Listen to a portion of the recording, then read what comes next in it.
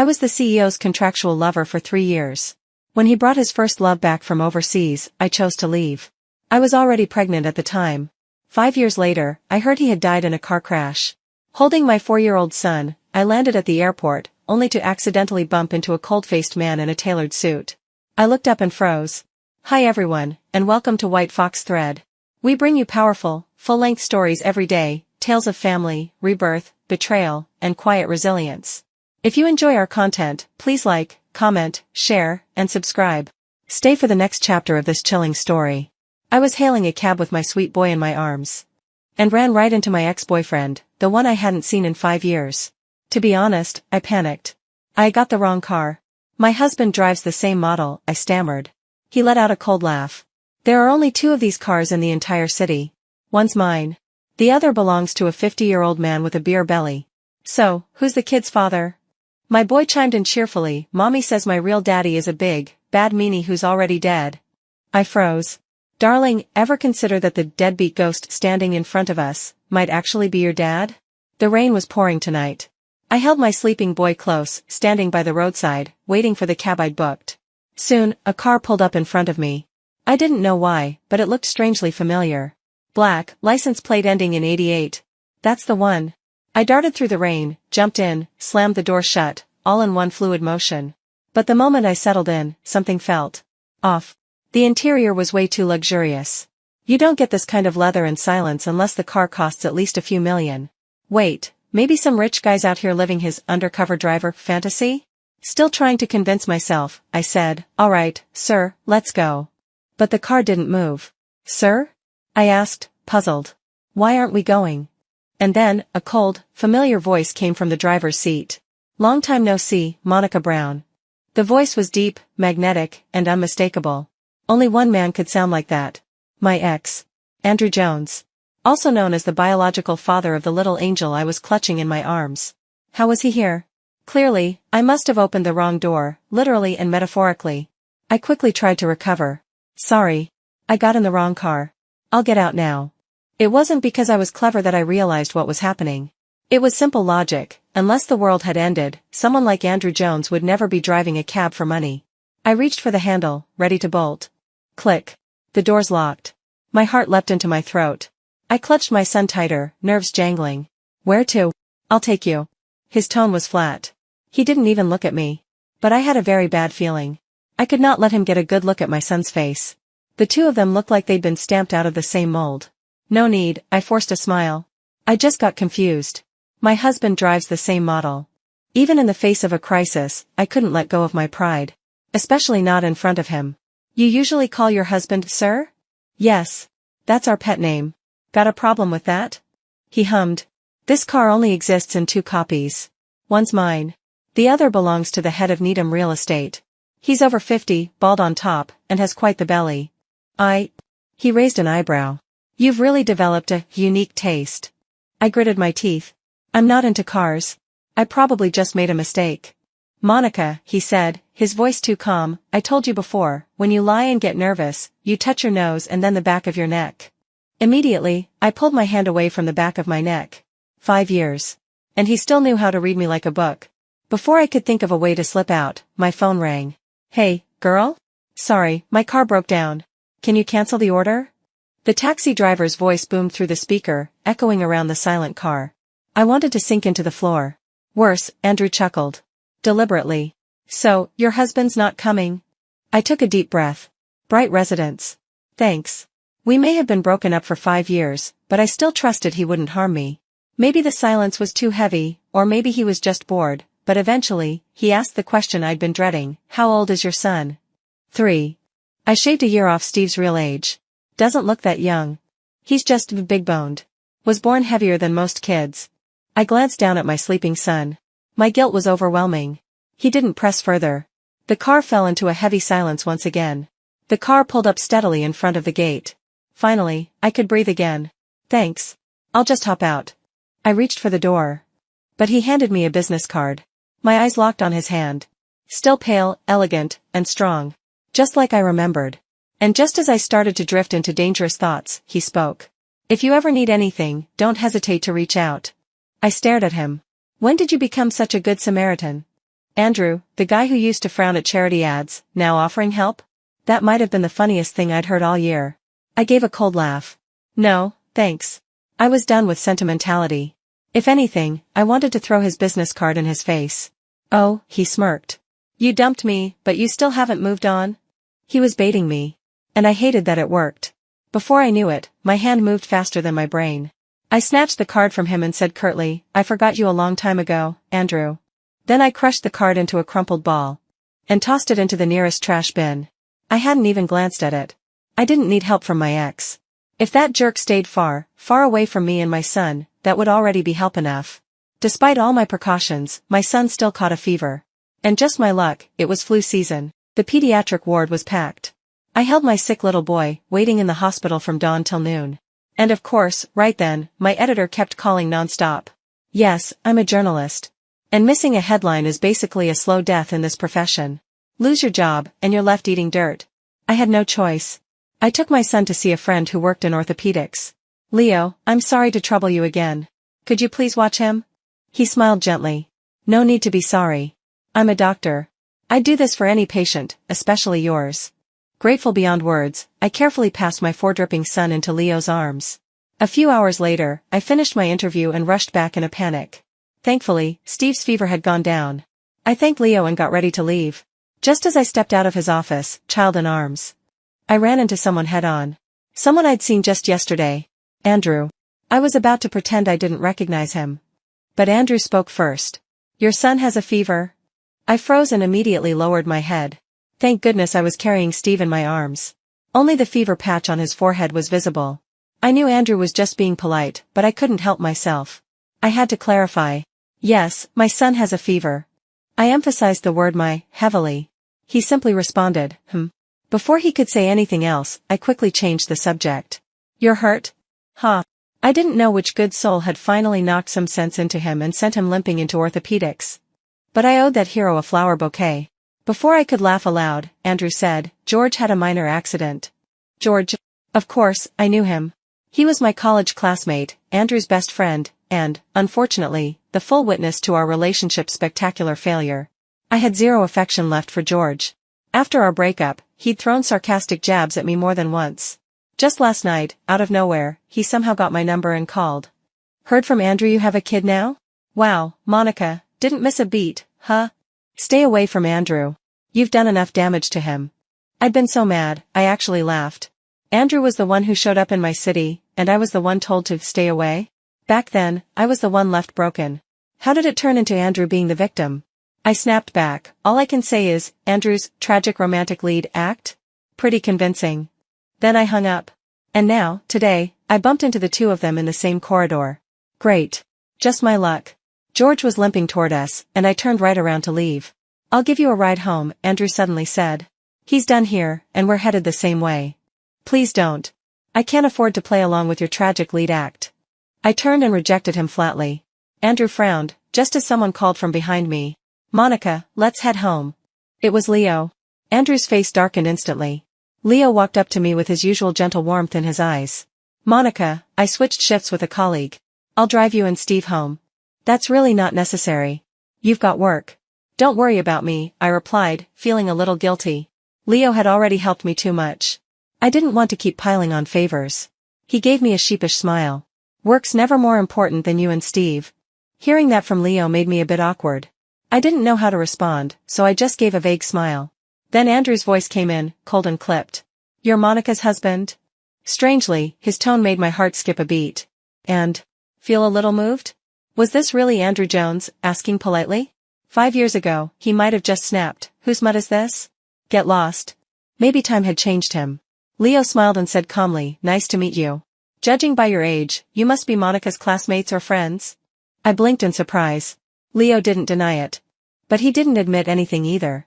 I considered explaining, but looking at Andrew and George, who had finally limped up to us, I changed my mind. Let the misunderstanding linger a little longer. I stayed quiet. Andrew and George simply stared at Leo. No one spoke. The tension was palpable. I gently tugged Leo's sleeve. He stepped in, smoothly breaking the silence. Well, gentlemen, we'll be on our way then. Then, without hesitation, he took Steve from my arms. Looking every bit the caring husband and doting father. Andrew gave a short reply, "All right. Take care." A normal enough line.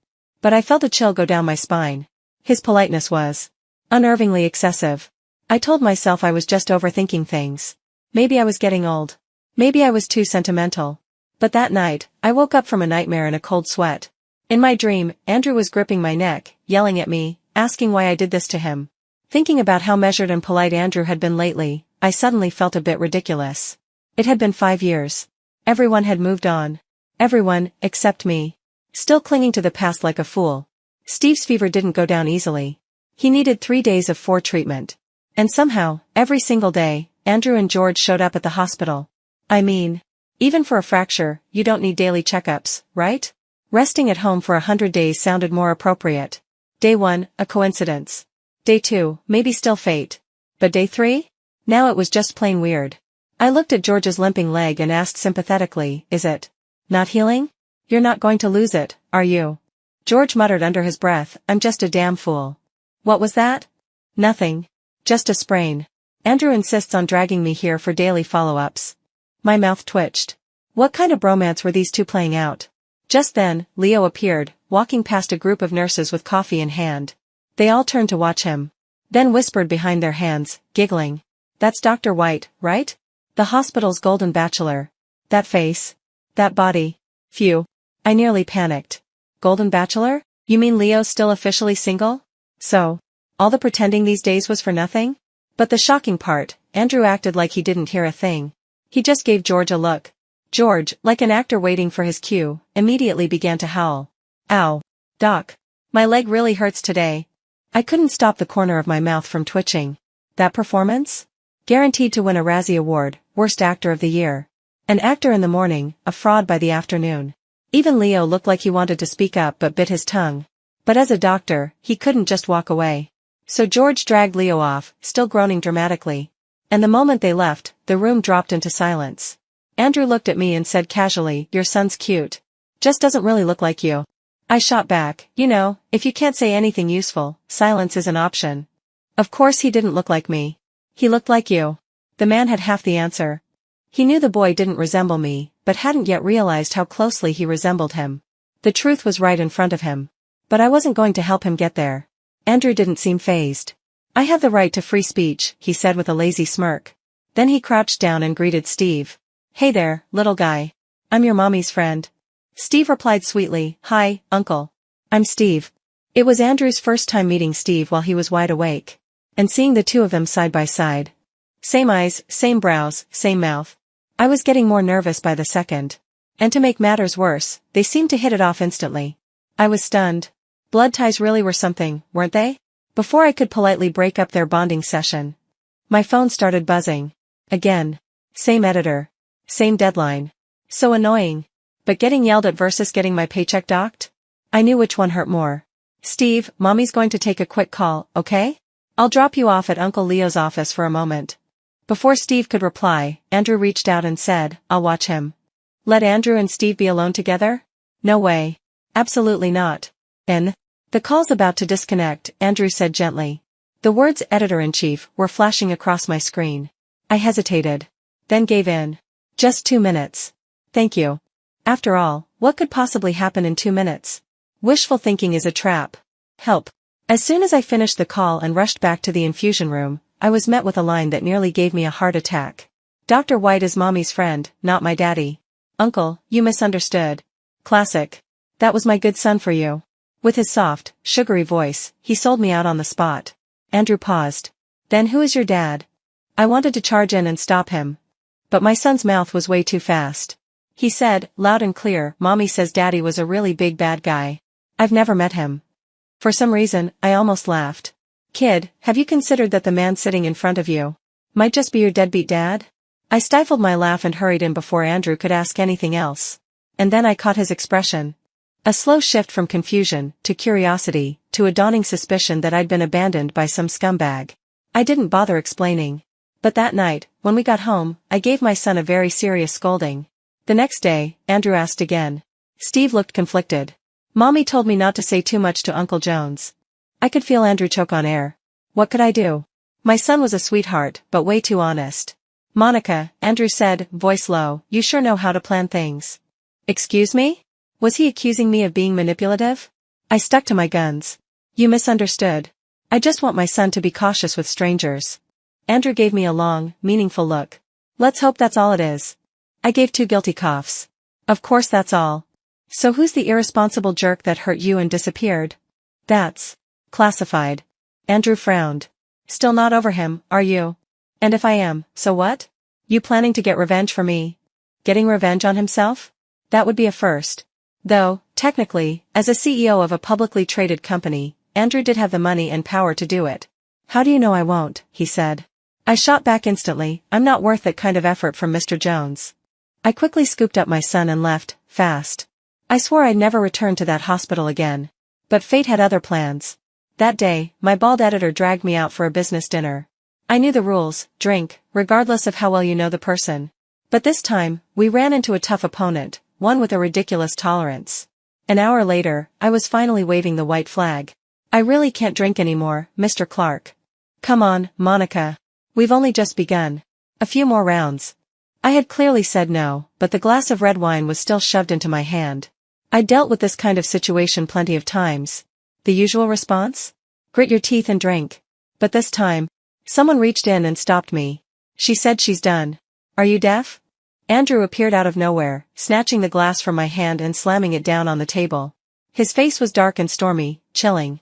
Even with my head spinning, I could recognize him. I stared at his face. Still infuriatingly good-looking. Forget the betrayal. Andrew still checked every box on my shallow little list: voice, hands, face. My editor finally came to his senses and stood up to smooth things over. Mr. Jones. You're here? Please, have a seat. You misunderstood. No one's forcing Monica. We were just livening things up. Andrew didn't even pretend to smile. This is your idea of fun? Cornering a woman. Watching my editor scramble to please him, I suddenly remembered. He'd mentioned a major business mogul might show up tonight. Wait, that was Andrew? He'd even told me to behave myself tonight to win an interview tomorrow. For some reason, all my tension evaporated. If the target was Andrew, I didn't need to suffer through this dinner anymore. He might be a jerk, but I knew him. At least he wouldn't mess with my job. I'm not feeling well. I'll head out now, I said, trying to keep it together. People probably picked up on the odd chemistry between us. No one dared stop me. I stood shakily, my legs weak beneath me, looking a little pathetic. Before I could fall, Andrew reached out and pulled me into his arms. The posture, intimate. I didn't know what to do with Andrew suddenly so close. My heart was about to explode. But I kept my face calm. Mr. Jones, please behave yourself. This is inappropriate. I had never encountered workplace harassment before. And even if I had, I wouldn't accept it, even if it was him. You're drunk. Let me take you home, he said gently, almost too gently. I didn't buy it. I pushed him away and staggered toward the door. He followed. In the hallway, a tall woman came walking toward us. Slim-fit blazer. Stiletto heels. Impeccable makeup. She was as beautiful as ever. But the moment she saw me, her expression flickered. Just for a second, then she smiled, perfectly poised. Mr. Jones, why aren't you inside? I saw that flicker in her eyes. She knew who I was. So that phone call 5 years ago. Was it a warning shot? Andrew noticed I was staring. He stepped in and said, "This is my company's director, Rachel." No need for introductions. Hello, Rachel Green. 5 years. 1,800 days. I could still say her name without missing a beat. You two know each other? Andrew asked, surprised. Rachel kept up the act. Miss Brown, have we met? Oscar-worthy. By chance. 5 years ago, I saw your picture. Heard your voice. Andrew stepped in front of me, blocking my line of sight to her. What kind of chance? I smiled coolly. Why don't you ask your wife? After 5 years, surely they were married by now. They'd been so in love back then. There's no way they didn't lock it down. But Andrew frowned. Don't talk nonsense. I'm single. I blinked. You and Miss Green broke up? Staying friends after breaking up? Impressive. Andrew looked confused. When were we ever together? Now things were getting interesting. Andrew turned to Rachel. Rachel, what's going on? Rachel froze. Her face turned pale. Not a single word came out. That look, she definitely liked him. No doubt about it. But if Andrew really was single, well, then. Suddenly, I had a mischievous idea. If Mr. Jones really wants to know, I said, he can come to my room tonight. Right in front of Rachel, I slipped my hotel key card into the pocket of Andrew's suit. Before leaving, I threw them both one last lingering glance. Yes, it was bold. Blatant. A challenge in every sense.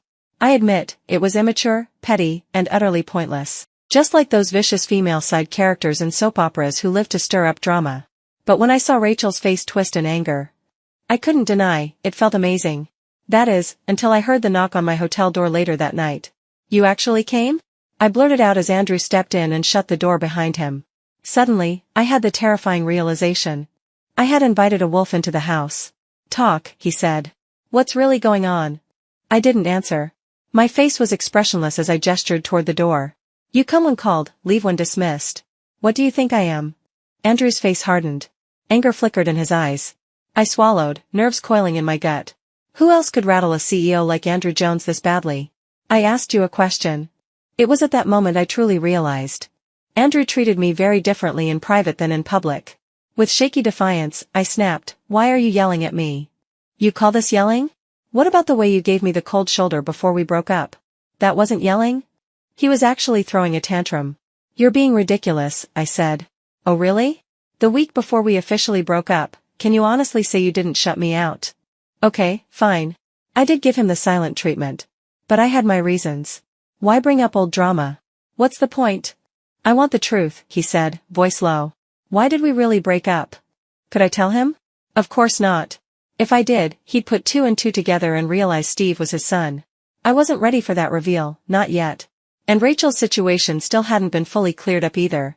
Seeing that I stayed silent, Andrew clenched his jaw and said, You're interviewing me tomorrow, right? I'll accept. I had a very bad feeling. But for work, I had no choice but to agree. The next day, I sat face to face with Andrew Jones, CEO of Blue Sky Group, the business world's golden boy. It was the first time he had ever agreed to a media interview. Naturally, I took it seriously, professional tone, serious questions.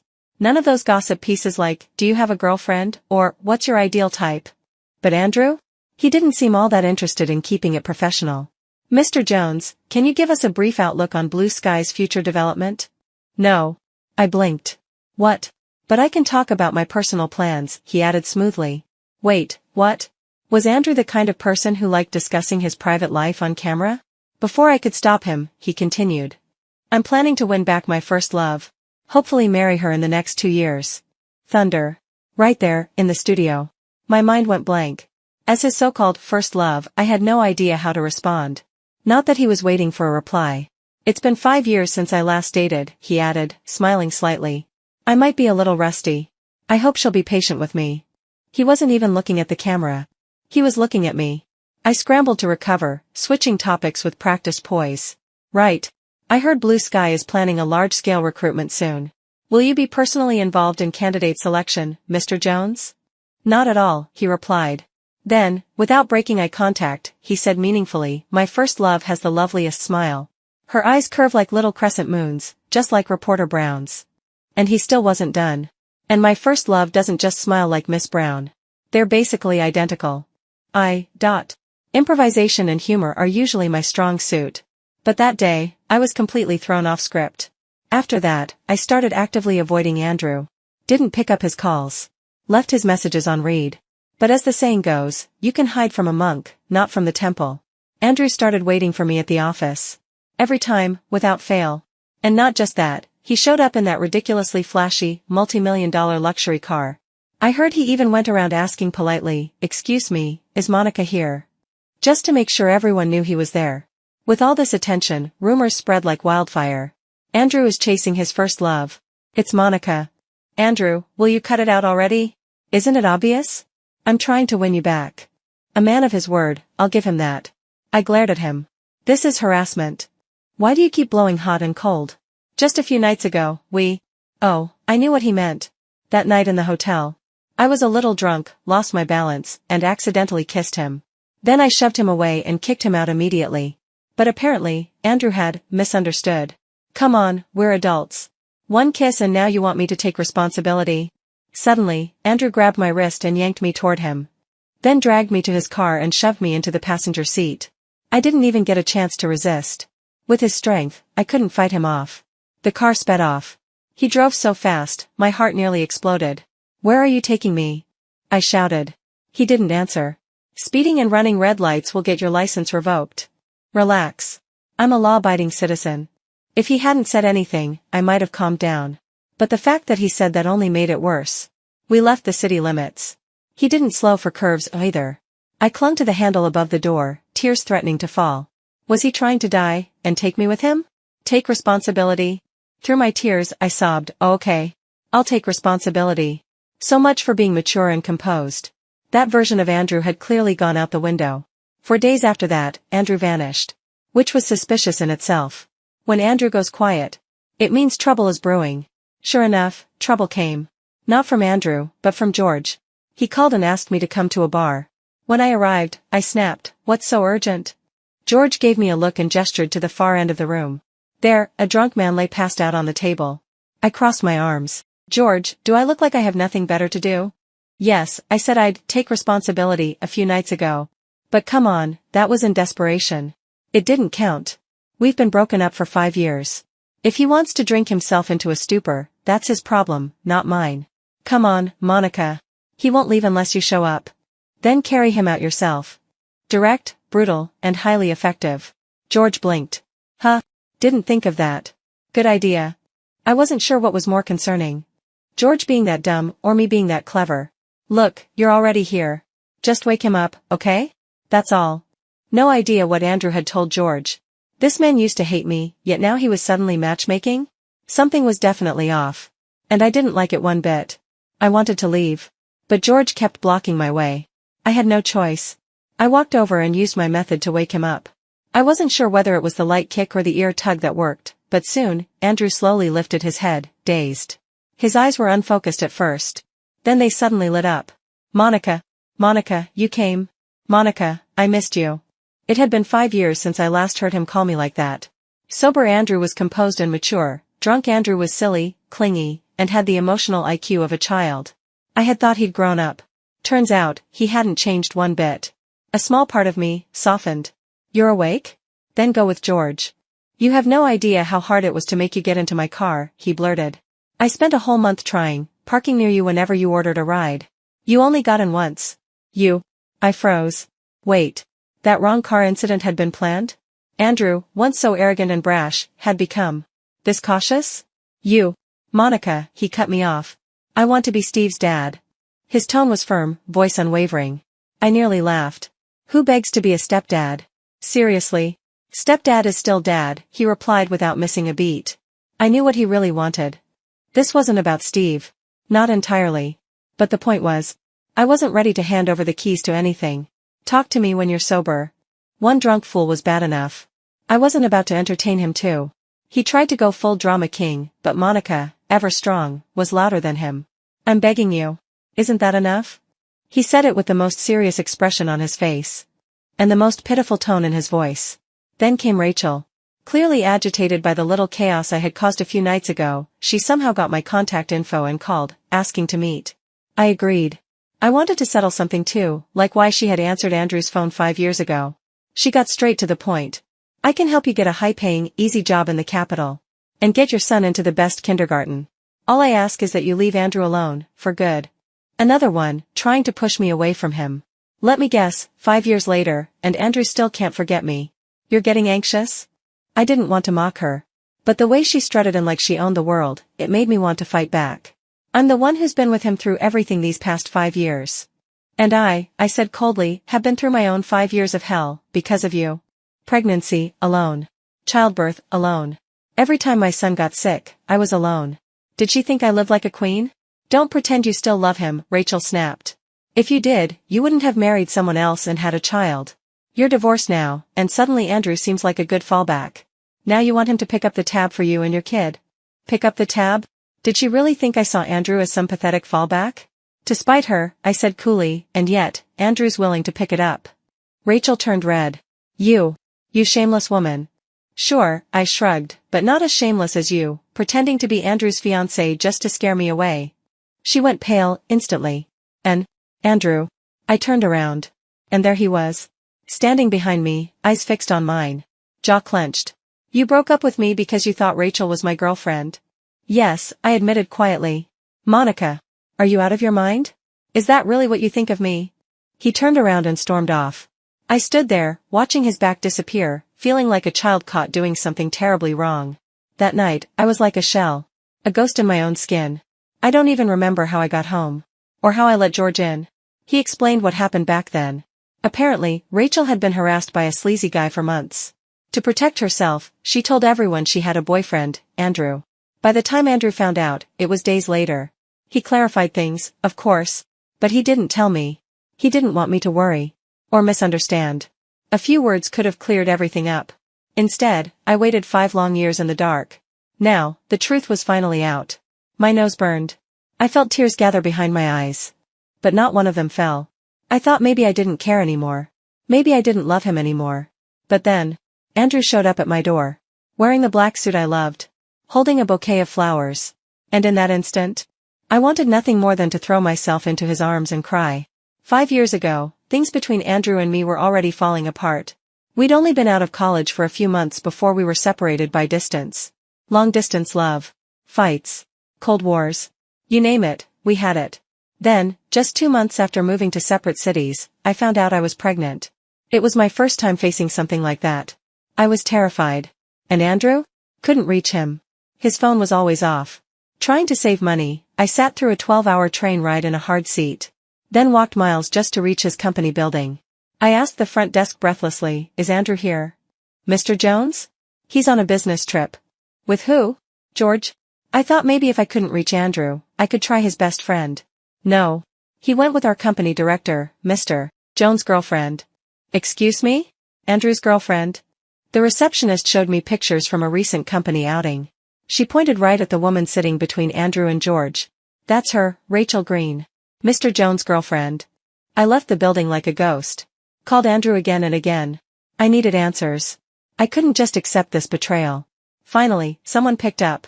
A woman's voice answered. "Hello? This is Rachel. Andrew's busy right now." I inhaled sharply. "Are you Andrew's girlfriend?" "Yes," she answered without hesitation. "Can I help you?" I hung up. And that night, I cried like my world had ended, alone, on a street corner. I'd been cheated on. By the man I had loved for so long. I couldn't accept it. So I waited. Waited for Andrew to come back, so I could confront him. So I could hear his apology. So I could make him pay. Andrew returned the next afternoon. He asked, "Why didn't you tell me you were coming?"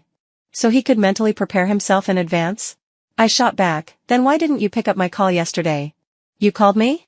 "I was on the plane, my phone was off." "Who were you with?" "Coworkers, of course." "Are you cold?" "Babe, let's go grab something to eat." I had rushed over in light clothes.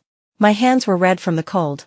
Andrew took them in his and tucked them into his jacket to warm me. Then his phone rang. He let go. "Hello? I'm busy right now, can it wait till tomorrow?" he said into the phone. Whatever the person said made him change his mind. "All right, I got it. I'll come by in a bit." "Who was that?" I asked. "Director from the company. Something came up." When he tried to take my hand again, I pulled away coldly and stepped back. The motion was sharp. He paused, caught off guard, then stepped toward me. "What's wrong?" "I don't want you to touch me." Andrew assumed I was still mad about our fight last week.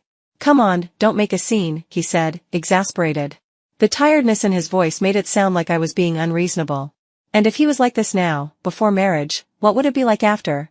"Andrew," I said quietly, "let's break up." I'd thought saying it would be hard. But in the end, it came out so easily. "Monica," he said, "no matter how upset you get, I can always coax you back.